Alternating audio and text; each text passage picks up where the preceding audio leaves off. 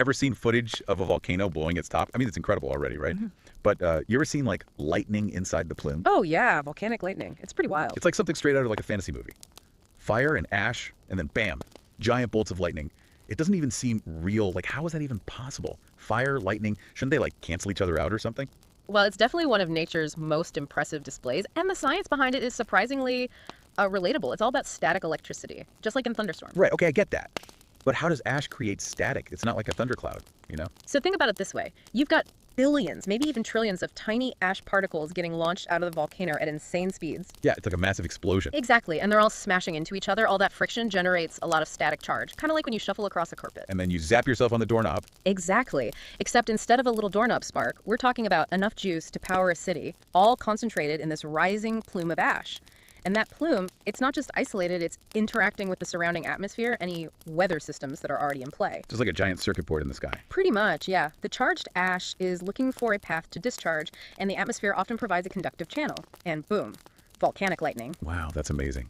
And also kind of scary. I mean, think about all the stuff we have up in the sky, like planes. That can't be good for them, right? You're right, it's definitely a hazard for aviation. In fact, back in 2010, when that volcano in Iceland, Eyjafjallajökull, erupted. Oh, yeah, I remember that. Caused a whole lot of travel chaos. Well, part of the reason was the volcanic lightning. The combination of ash and lightning can really mess with a plane's electronics. Imagine engine failure, loss of control mid-flight.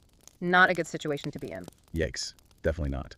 So, I guess understanding this stuff isn't just for scientists then. It's important for everyone, right? Like if you live near an active volcano or even just fly a lot. Absolutely. The more we learn about volcanic lightning, the better we can predict it, prepare for it, and maybe even find ways to lessen the risk. And there's another factor we have to consider now too, climate change. Oh, yeah, right. Climate change is messing with everything these days. It is, and it might be messing with volcanic lightning too. Think about it. The intensity and even how often volcanic lightning occurs is influenced by the atmosphere, the weather patterns. If climate change is altering those patterns, then it stands to reason that it could be impacting volcanic lightning as well. So are we talking like more intense lightning storms within eruptions or maybe even more eruptions in general? We're not entirely sure yet, but it's something scientists are definitely looking into. It's a complex interplay between the volcano, the atmosphere, and the changing climate. This is some seriously wild stuff. Like, we thought volcanoes were dangerous enough already, and now we got to worry about supercharged lightning storms inside the ash plumes. That's a pretty intense image. It is. It really highlights how powerful and interconnected nature's forces truly are. So let's do a quick recap. Volcanic lightning. It's this crazy phenomenon where static electricity builds up within the ash plumes during an eruption. This charge then discharges through the atmosphere, creating these massive lightning bolts. And it's not just a pretty light show. Volcanic lightning can be dangerous for aircraft and anything else in its path. And as the climate changes, it might become even more frequent and intense. Exactly. It's a reminder that we still have a lot to learn about how all these natural forces work together and how our actions might be influencing them. And that brings up a really interesting question. We've seen how powerful this natural electricity is, so could we potentially harness it someday? Could volcanic lightning be a source of clean energy in the future? It's something to think about. Now that's a thought, eh? Yeah. Harnessing the power of a volcano. Pretty wild.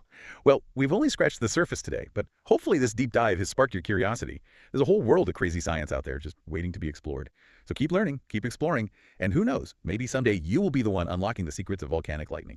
Definitely. The possibilities are out there. Thanks for joining us.